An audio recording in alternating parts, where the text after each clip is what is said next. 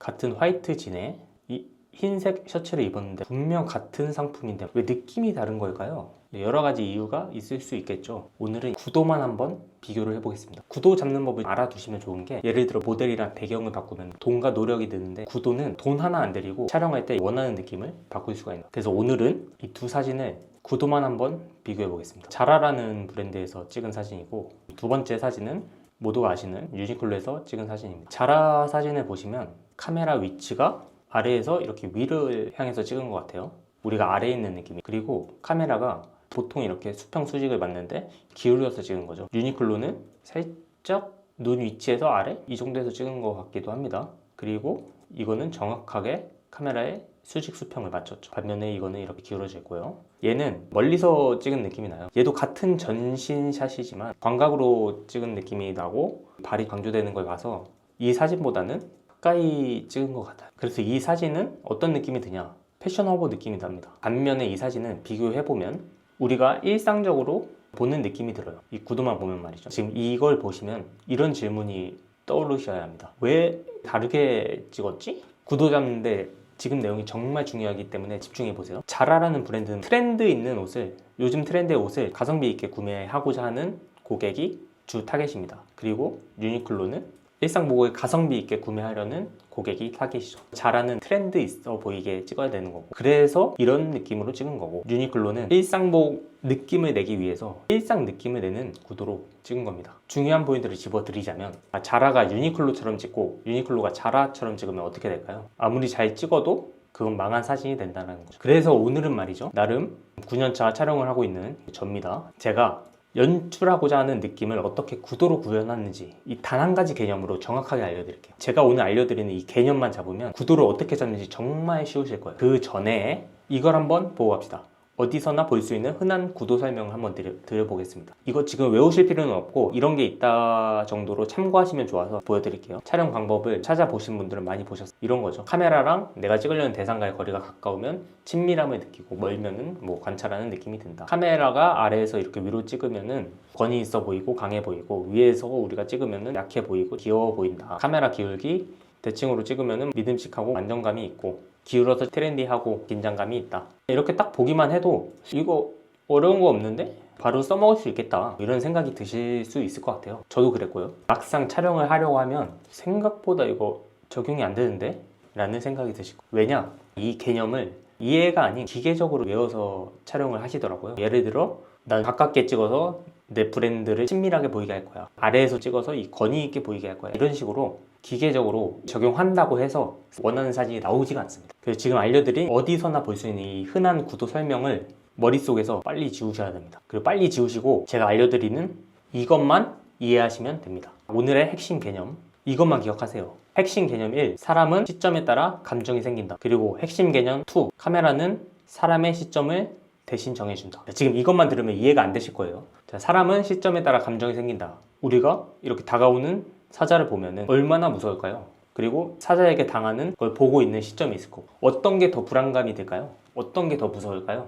너무 당연하죠. 이거겠죠. 근데 이러한 시점을 우리 카메라가 정해준다라는 겁니다. 즉, 이 시점으로 볼지 이 시점으로 볼지는 우리 카메라가 정하는 거래요. 두 가지 개념을 알게 되면은 우리는 딱 한 가지만 생각하면서 찍으면 되는 거예요. 바로 이제부터 카메라가 우리의 실제 시점이라 생각하면서 찍으면 됩니다. 이 개념만 있으면 이런 개념에 연연할 필요가 없는 거예요. 한번 어떻게 적용하는 건지 쉽게 설명을 드려보겠습니다. 카메라와 피사체 거리를 이렇게 생각하는 겁니다. 나와 대상과의 거리가 얼마나 가까운가, 얼마나 먼가. 그래서 누군가 나에게 다가온다, 혹은 멀리서 내가 뭔가를 지켜본다 라고 생각하는 거죠. 그러면 누군가 나에게 다가오는 경우에도 말이죠, 다가오는 게 모르는 사람일 때도 있어요. 그쵸? 근데 다가오는 게 친한 친구일 수도 있는 거죠. 어때요? 어떤 느낌일 것 같아요? 모르는 사람, 이런 사람이 나한테 다가온다, 친한 친구가 이렇게 다가온다, 어떤 느낌일 것 같아요? 느낌이 확 다르시죠? 그래서 카메라와 피사체의 거리에서 가깝다고 친밀함을 느끼는 게 아니고, 또 멀다고 관찰하는 느낌이 든다는 것도 아니에요.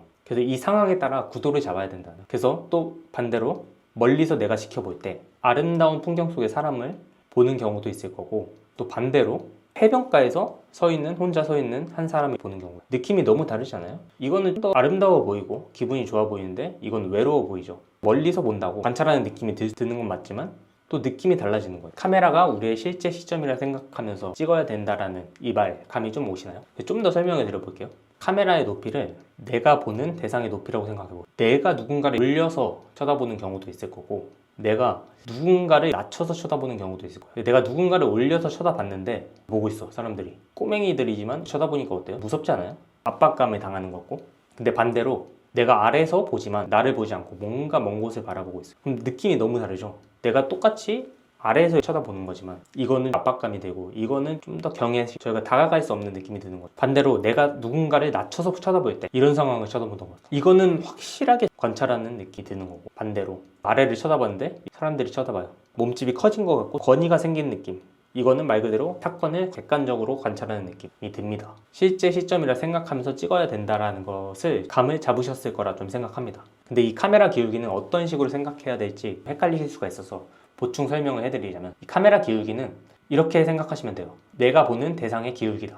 그래서 보시면 아실 겁니다. 이 책상에 안정적으로 놓여져 있는 물컵이 있고 이렇게 떨어지고 있는 물컵이 있다 라고 생각하면은 어떤 느낌인지 정확하게 아시겠죠? 자라의 사진을 봤듯이 이거는 떨어지고 있는 물컵의 느낌을 내는 거고, 유니클로는 안정적으로 수평 수직을 맞춰서 서 있는 물컵의 형상인 거죠. 지금까지 보신 분들은 깨달음이 오셨겠죠? 아, 그렇구나. 이론 이런 거 필요 없이 나의 시선에 따른 느낌을 느끼는 거구나. 구도 잡는 법이라는 게 사실 교육이 필요가 없는 거예요. 이 고양이가 레이저 포인트 이렇게 따라가듯 원초적 본능이라서 카메라가 내가 보는 시점이다 라는 것만 생각하셔도, 고작 해봐야 6가지 경우가 아니라 100가지 경우, 1000가지 경우까지 생각하면서 찍을 수가 있는 거예요. 가깝다고 또 친밀함을 느끼는 것도 아니고, 낯선 사람이 다가오면 무서움을 느끼듯이 경우에 따라서 다 다른 건데, 하나로 설명을 드릴 수가 없는 건데, 이것만 생각하면은 어떤 식으로 구도를 잡아야 되는지 알 수가 있는 거죠. 우리가 배운 개념을 가지고 3가지 브랜드를 한번 분석을 해봅시다. 첫 번째로 이솝이라는 브랜드고요.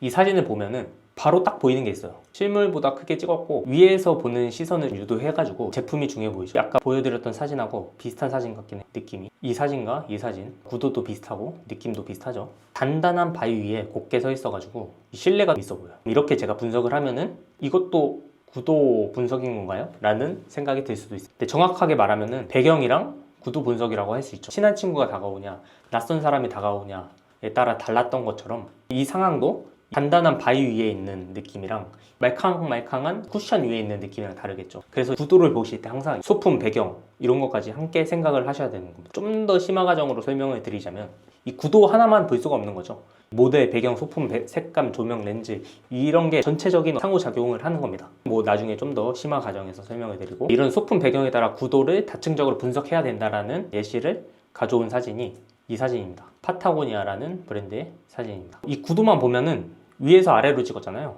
이 이론에 따르면 약해 보이고 귀여워 보여야 돼요. 사실 위에서 아래로 찍었기 때문에. 근데 어떠세요? 이게 귀여워 보이고 약해 보이나요? 아니죠. 위에서 아래로 찍음으로써 지금 이 위험한 환경을 보여준 거죠. 상황 맥락을 정확하게 설명한 거고, 이 위에서 아래로 찍은 게 또 좋았던 게, 제가 여기에 같이 올라가고 있는 것 같아요. 같이 위로 올라가다가 뒤를 쳐다봤는데 동료가 따라오고 있는 느낌이 드는 거죠. 저는 이렇게 정리를 했습니다. 위에서 아래로 봄, 근데 그렇게 함으로써 위험한 환경을 보여주고 동료와 함께 산악을 하는 느낌이 든다. 이 구도의 다층적 분석이라는 어떤 건지 아시겠죠? 하나 또 중요하다고 생각하는 게 사람의 시선과 표정인데, 시선이 아래를 보고 있거나 그러지 않고 뭔가 다른 곳을 향하고 있죠. 가상의 선이 있는 겁니다. 그래서 저는 이 사람의 시선이 멀리 목적지를 보고 있어서 도전적인 게 느껴진다고 생각합니다. 다음 사진을 보면은, 이거는 아시겠죠? 애플의 아이폰 사진인데 단지 핸드폰인데 거대한 물체를 보는 듯한 들지 않아요? 우리가 건물을 바라볼 때나 광활한 대지를 쳐다볼 때 시선인 것 같아요. 그래서 우리는 거대한 물체를 보는 것 같고 웅장함과 대단함이 느껴져요. 건물을 보는 듯한 시선,